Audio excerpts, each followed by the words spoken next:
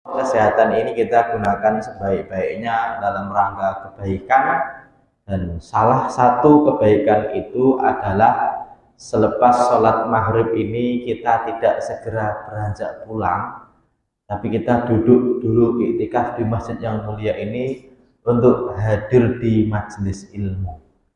Semoga hadirnya bapak-bapak di majelis ilmu ini, ibu-ibu di majelis ilmu ini dicatat sebagai amal soleh yang menjadi wasilah untuk kita diampuni dosanya Allah, dirahmati, dan dijadikan hamba yang pantas untuk mendapatkan kebaikan dunia dan akhirat. Amin ya robbal alamin. Hari ini insya Allah kita akan membahas tentang fikih ibadah. Kalau di bulan lalu kita ada pertemuan 2 kali, kita bahas tentang fikih muamalah dan tentang alam gaib setelah kematian. Di bulan sebelumnya kita membahas tentang al-fathu alal imam atau mengingatkan imam, mulai dari mengingatkan gerakan dan mengingatkan bacaannya. Sebelumnya juga kita sudah membahas tentang mufaroqoh atau memisahkan diri dari jamaah bersama imam karena sesuatu yang memang harus memisahkan diri, atau boleh memisahkan diri, atau sunnah memisahkan diri. Kita juga telah membahas tentang istikhlaf, yaitu minta mengganti dari seorang yang menjadi imam, minta diganti biar imamnya itu dari makmumnya maju ke depan. Ini yang kita telah bahas di pertemuan yang lalu. Dan kenapa saya review singkat biar bapak-bapak ada gambaran kita telah membahas apa saja ya Pak ya. Karena kalau ngaji begini kan nggak ada ujiannya ya Pak ya. Saya tuh pengennya kalau ngaji bulan Sya'ban itu tinggal ujian saja nih. Tinggal bapak-bapak ini kapan-kapan mau nggak saya kasih ujian? Mau ya Pak, insya Allah ya Pak. Pak Ustadz, kan ujian hidup udah banyak Ustadz. Kalau ke masjid nggak usah ujian lagi. Ini saya review biar ada apa ya? Memori kita itu biar kepake, ya Pak ya. Biar memanggil memori yang telah lalu, biar tidak pikun nanti kalau tua. Insya Allah ya. Insya Allah ya. Nah, ini yang apa ya telah kita bahas. Dan hari ini judul saya adalah sholat dalam berbagai keadaan. Ini judul besarnya ya, tapi kalau judul lanjutannya nanti kita akan membahas tentang sholat ketika dalam keadaan-keadaan yang tidak biasa. Kalau sehat, sholatnya di masjid, airnya banyak, itu biasa. Tapi kadang-kadang kita tidak biasa, bisa karena sedang sakit, bisa karena sedang safar, bisa karena kehilangan atau kekurangan salah satu syarat dari sholat itu sendiri.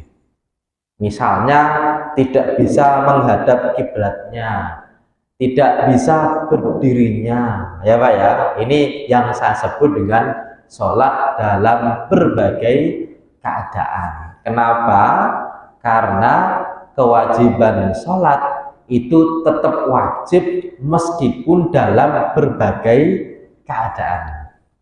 Kecuali kalau orang sudah kehilangan syarat wajib sholat. Syarat wajib sholat apa?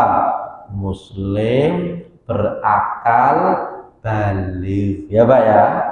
Orang kalau muslim, baligh berarti sudah wajib sholat plus berakal. Kalau orang kok sudah tidak berakal, berarti sudah tidak wajib apa? Sholat. Tapi kalau masih berakal, meskipun sakit, meskipun repot, meskipun tidak ada waktu, meskipun sedang ada tamu, meskipun rapat, meskipun sedang resepsi, berarti sholat tetap wajib nggak Pak? Betul. Ya Pak ya. Ini yang menjadi judul kita kali ini. Kenapa? Karena dalam kehidupan kita tidak akan pernah bisa selalu sholat seperti biasanya. Kadang-kadang kita memang ada keadaan-keadaan yang kadang-kadang memaksa kita untuk sholat dalam berbagai keadaan. Misalnya macet parah pulang kerja, ya Pak ya. Nah, gimana ya Ustadz ya, dari Sudirman sono Pak, itu jam 5 sore. Naik tol, masuk tol ternyata macet parah sampai rumah jam 8 malam. Berarti sholatnya di mana Pak? Ditinggal ya Pak. Kan nanti Ustadz dikodok ya Pak. Memang boleh dikodok. Nah, ini yang kita akan bahas pada kesempatan kali ini. Meskipun sebenarnya Pak, tema ini sebenarnya pas banget momentumnya dengan Isra Mi'raj, karena oleh-oleh paling besar, maaf saya izin dulu.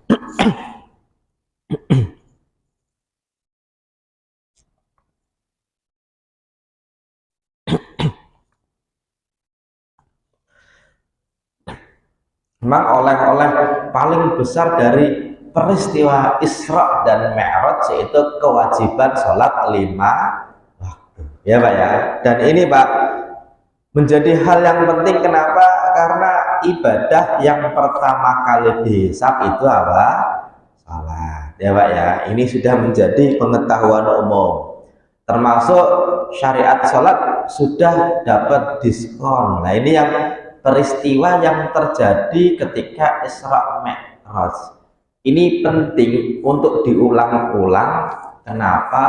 Biar Bapak tahu kalau ternyata 5 itu sudah diskon. Ya Pak ya. Orang itu kalau nggak tahu kalau 5 itu diskon, itu 5 ya berat. Tapi kalau enggak, aslinya 50 loh. Oh, aslinya 50 loh. Iya, ini udah diskon. Itu jadi seperti orang iklan. Bapak kalau ke mall, ibu-ibu kalau ke mall itu ada baju Pak, harganya 500.000 dicoret jadi 100.000. Kira-kira Bapak pengen nggak Pak? Pengen ya Pak ya? Awalnya nggak pengen beli, tapi aslinya 500.000 loh, jadi tinggal 100.000 ya Pak ya. Itu selalu tuh kayak gini Pak. Dan kadang-kadang itu orang itu nggak tahu kalau ternyata memang sudah dapat diskon. Kenapa? Dan ini salah satu cerita yang menarik. Kenapa? Karena peristiwa Isra Mi'raj Pak, itu ada tokoh utama. Pastinya tokoh utama pertamanya adalah Nabi Muhammad. Tokoh utama kedua itu malaikat Jibril bersama buruknya ya Pak ya. Tapi tokoh utama ketiga, dan ini mungkin orang itu ada yang tahu ada enggak? Kira-kira tokoh utama ketiga ketika kejadian Isra Mi'raj itu siapa? Musa. Ya Pak ya. Kenapa Musa? Pertama diskonnya tadi. Tapi perlu diketahui, Nabi Musa itu dilihat oleh Nabi ketika peristiwa Isra Mi'raj itu di 4 tempat berbeda. Bayangkan Pak, 4 tempat berbeda itu di mana saja? Yang kita tahu cuma ketika ketemu setelah dari Sidratul Muntaha mampir ketemu Nabi Musa. Itu satu peristiwa. Meskipun sebelum itu sudah ketemu Pak. Kapan? Pertama Nabi Muhammad SAW ketika Isra dari Mekah ke Madinah itu melewati bukit dengan tanah yang merah, bahasa Arabnya Al-Kasib Al-Ahmar. Ketemu Nabi Musa. Nabi Musa di kuburannya wahwa fi qabrihi yusalli. Hadis sahih riwayat Imam Muslim. Dan Nabi Musa di kuburannya Pak sedang ngapain Pak? Sholat. Qaimun yusalli, sedang sholat di kuburannya. Ini pertemuan, dan Nabi melihat Nabi Musa di kuburnya itu sedang sholat. Nabi Musa itu Pak, kan peristiwanya kan panjang banget ya Pak ya, dari bareng sama Fir'aun, terus bersama-sama Bani Israel melewati Laut Merah menuju tanah yang dijanjikan. Tapi ternyata Pak, qadarullah, Nabi Musa belum sampai Baitul Maqdis. meninggal belum sampai Baitul Maqdis. Ya, makanya ketika Nabi perjalanan dari Makkah menuju Madinah, dari Makkah menuju Baitul Maqdis itu ketemu kuburannya siapa? Musa. Nah, pertama. Berarti kedua. Kalau tadi kan saya urutkan dari apa ya? Ininya ya, template-nya aja ya, dari waktunya aja. Itu pertemuan pertama. Keduanya kapan? Keduanya itu, Pak, ketika Nabi Muhammad bersama para nabi sholat di Masjidil Aqsa. Ya, Pak ya. Berarti para nabi itu ya salah satunya Nabi Musa. Itu yang kedua.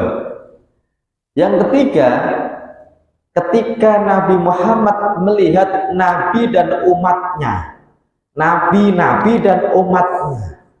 Ada Nabi Musa dengan umat yang banyak. Awalnya Nabi Muhammad itu melihat umatnya saja. Banyak banget. Ini umatnya siapa? Jangan-jangan umat saya. Ternyata jawabannya Nabi malaikat apa? Bukan, itu bukan umatmu, itu umatnya Nabi Musa. Umatnya Nabi Musa. Ayo Pak ya. Umat yang banyak lagi. Ini umatnya siapa? Umat saya. Bukan, umatnya Nabi Isa. Baru ketika melihat umat yang banyak banget, baru dibilang, ini loh umatmu ini, ya Pak ya. Dan di hadis itu Pak diceritakan dari sekian umatmu ada 70.000 orang yang dapat tiket golden ticket VVIP masuk surga tanpa apa? Hisab. Itu Pak, ketika Nabi cerita begitu, itu Nabi nggak melanjutkan. Makanya sahabat Nabi itu menduga-duga, siapa ya kira-kira ya Pak ya? 70.000 itu. Nah, terus orang-orang pada bilang, paling-paling anak kecil yang belum balik meninggal. Pantes kenapa nggak punya dosa, makanya nggak dihisab.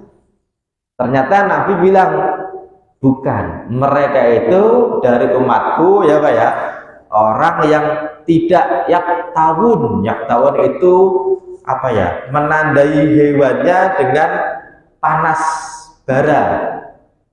Kalau orang itu punya kuda, itu ditandai dengan panas bara, itu tidak melakukan itu, atau apa namanya, berobat dengan bara api, bukan itu. Wala yastarkun ya Pak ya, dan tidak minta di ruqyah ya. Dan ini salah satu ciri dari 70.000 orang yang masuk surga, tidak minta apa? Di ruqyah. Meskipun kata ruqyah itu Pak, itu artinya kita kan sering dengar ya, Pak Ustadz mohon di ruqyah ya, kayaknya saya itu males ya Pak ya. Kalau diajak sholat tuh males banget Ustadz, diajak nonton dangdut seneng banget. Wow, ini berarti bukan salah setannya, itu memang gara-gara memang kayak gitu ya, males ya. Nah, minta di ruqyah itu bukan berarti minta didoakan, bukan. Karena kata ruqyah itu Pak, artinya adalah dijampi. Ruqyah itu artinya jampi. Makanya ada ruqyah yang syar'i, jampinya dengan Quran. Kan gitu Pak ya? Oke. Kemudian wala yatatayyarun, dan tidak tatoyur atau percaya dengan burung-burung atau tahayul. Mau keluar rumah ada burung gagak. Wah ya. Aduh, ada apa nih? Gitu Pak ya. Nah, ini namanya tatoyur yang ternyata itu termasuk ciri-ciri dari 70.000 orang yang masuk surga. Kemudian ada sahabat Nabi satu namanya Ukasyah. Dia nanya, Nabi, saya masuk satu golongan itu enggak? Ya, kamu masuk.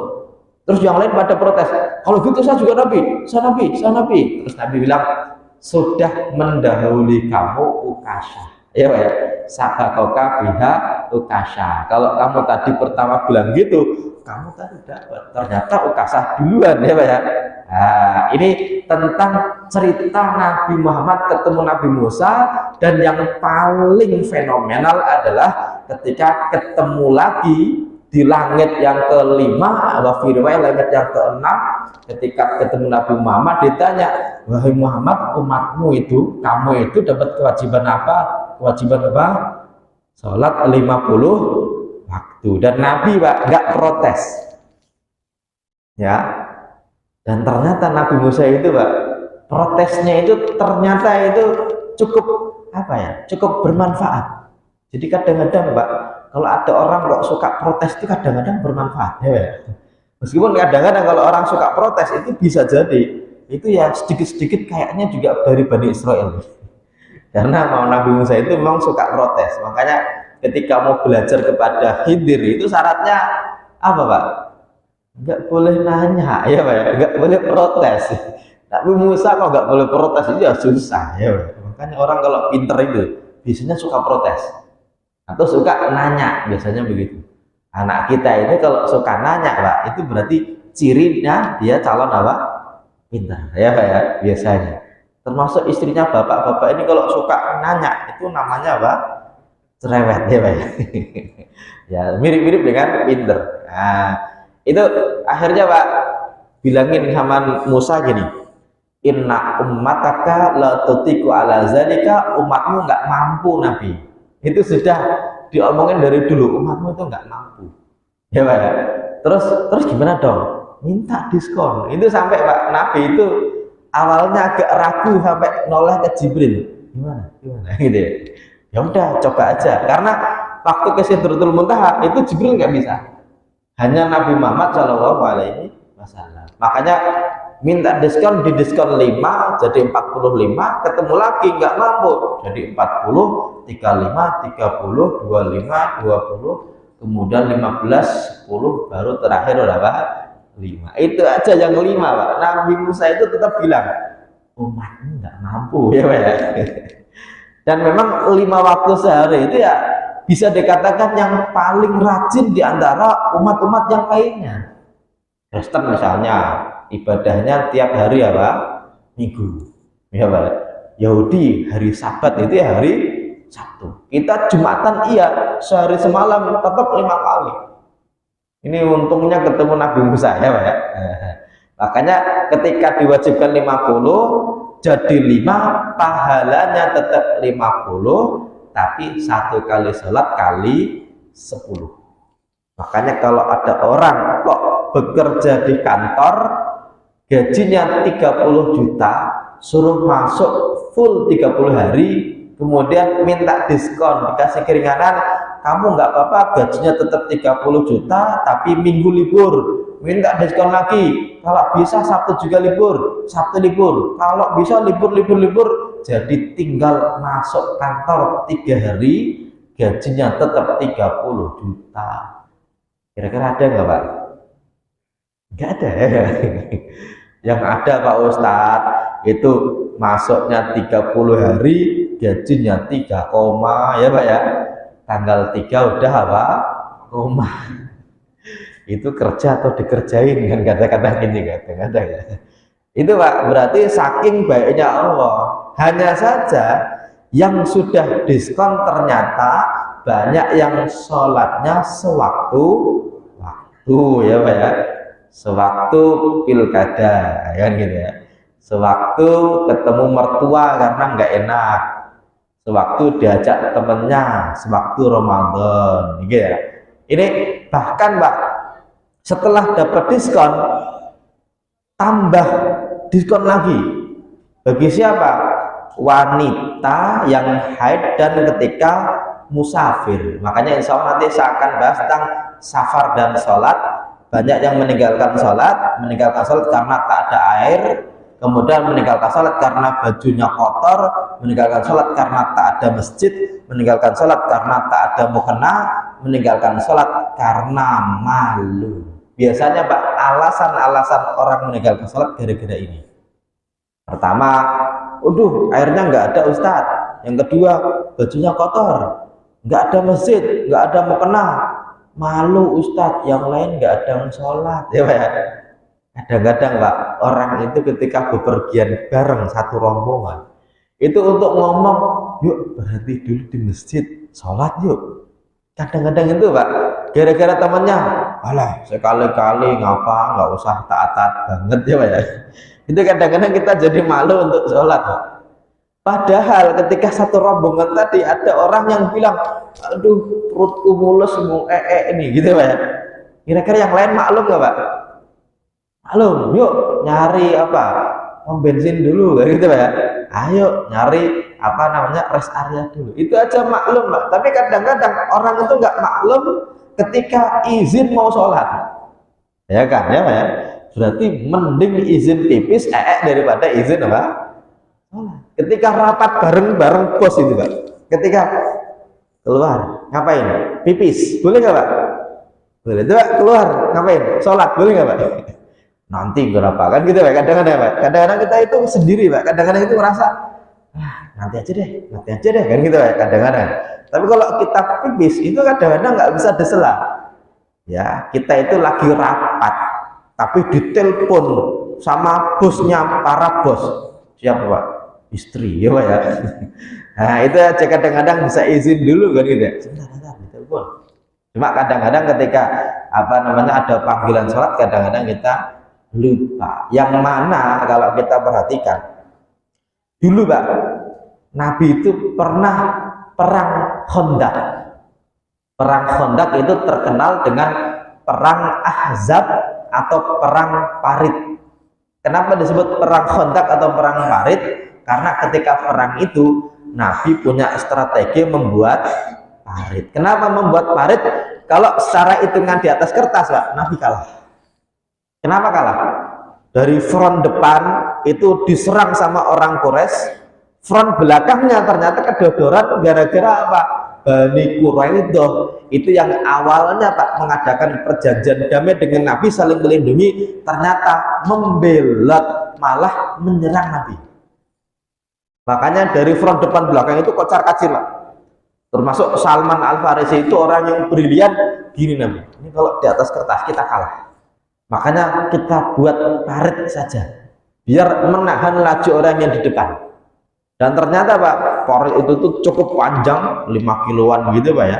Waktu itu digali sampai apa? Nabi itu sampai ketika matahari sudah tenggelam, Nabi belum sholat asar.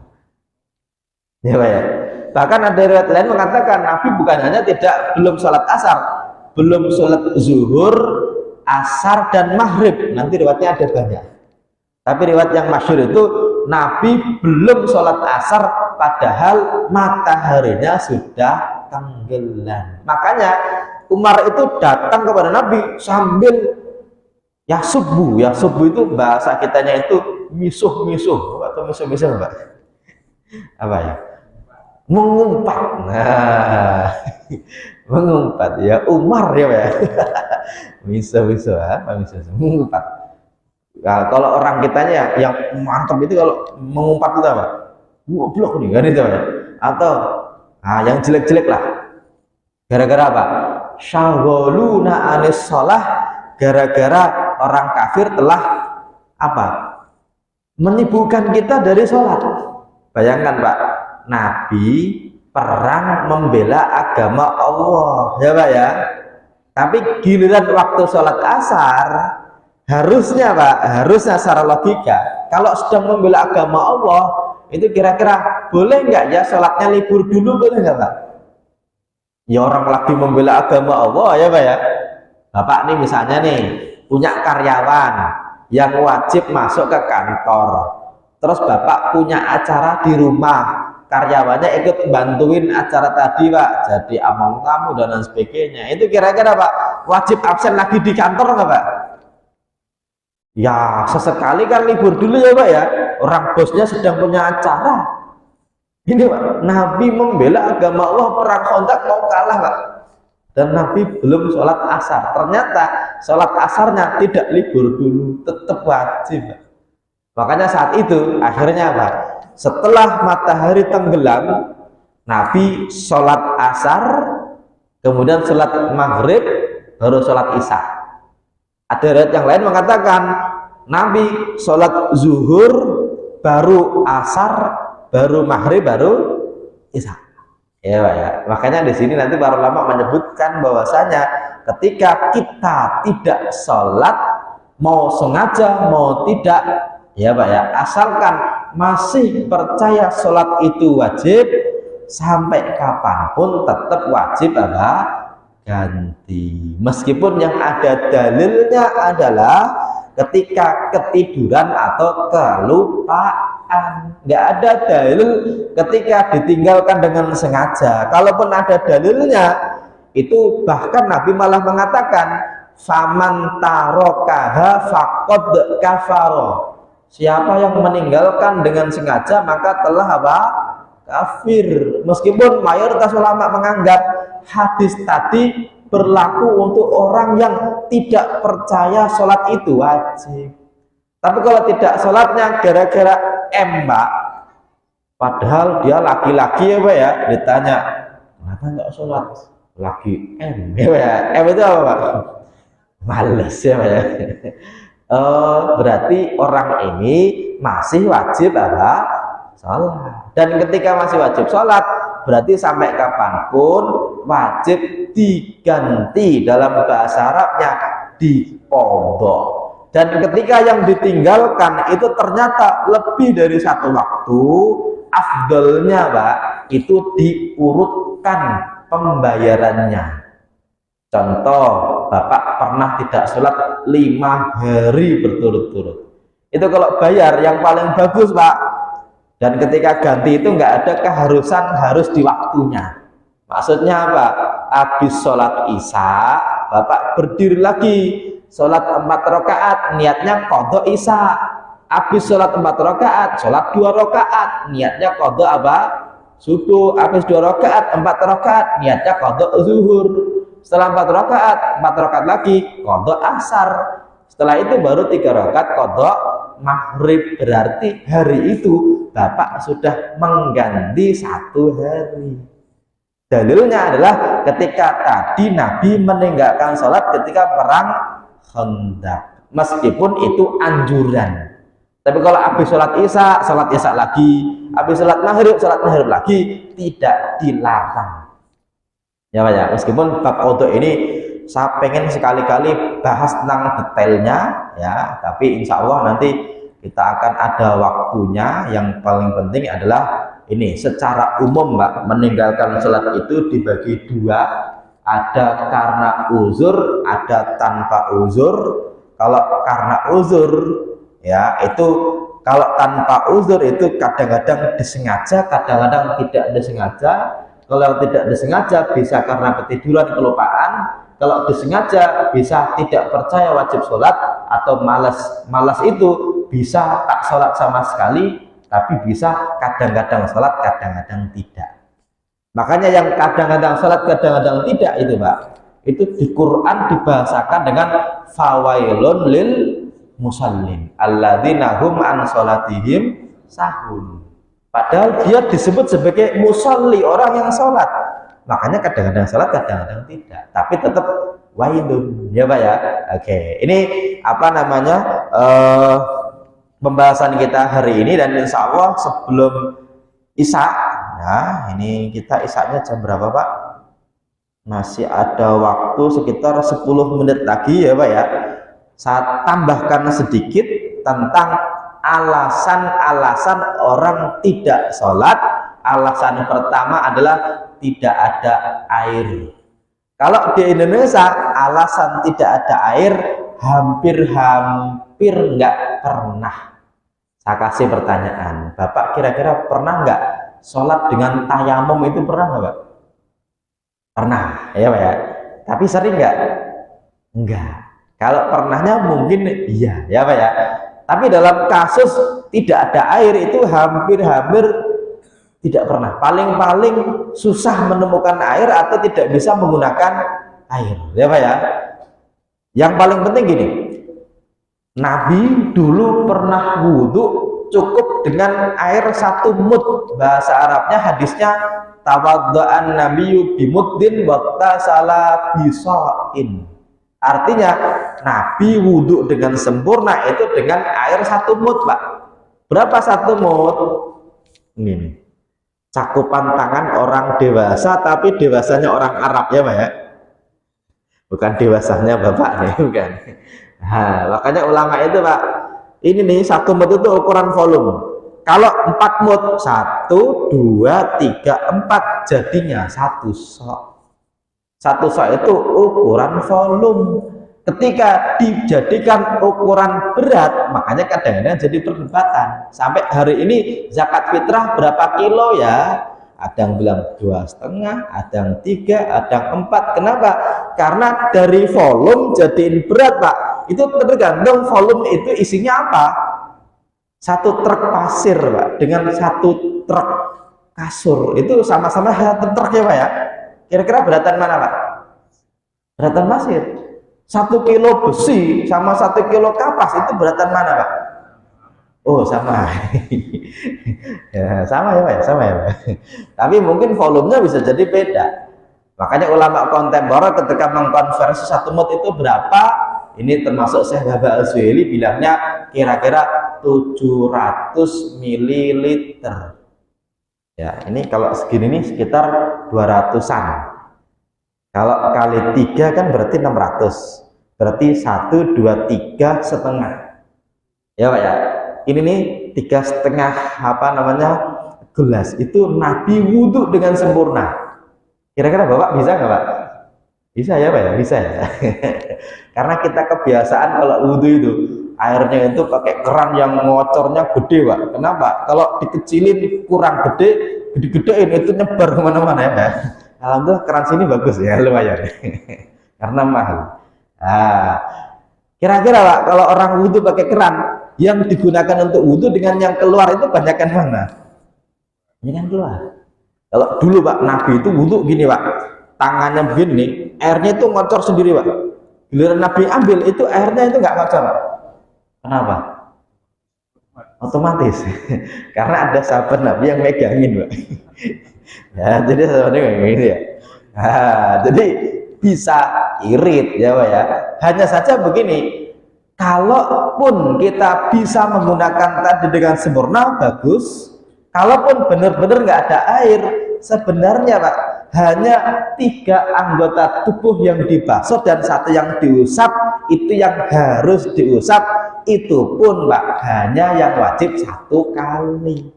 Dalam surat Al-Maidah ayat 6 ya Pak ya, ketika Allah menjelaskan tentang bagaimana cara berwudu, idza qumtum ila shalah faghsilu wujuhakum, basuhlah muka kalian, wa aydiyakum ilal marafiq, tangan sampai siku, kemudian usap kepala, basuhlah kaki sampai mata kaki. Itu yang rukun Pak, hanya yang pertama atau yang 1 kali saja.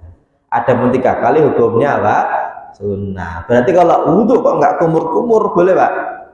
Boleh ya Pak ya, karena sunnah. Wudhu kalau tidak membasuh telinga, mengusap telinga itu boleh nggak? Boleh ya Pak ya. Takut kalau tidak 3 kali boleh? Boleh. Artinya kalau alasannya nggak bisa wudhu Pak, itu kira-kira nggak masuk akal. Paling-paling airnya kotor ya Pak ya.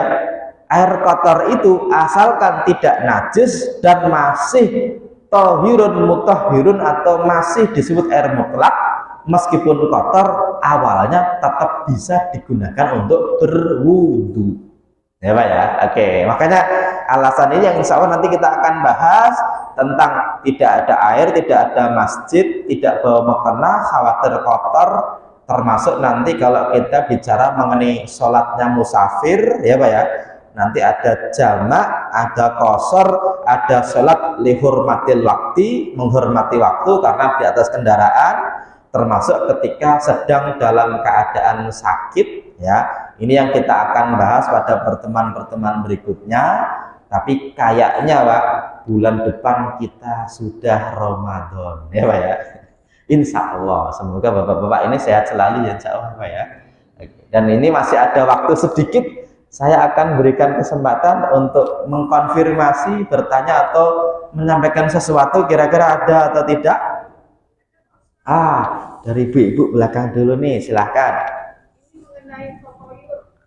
Tatayur, betul, siap.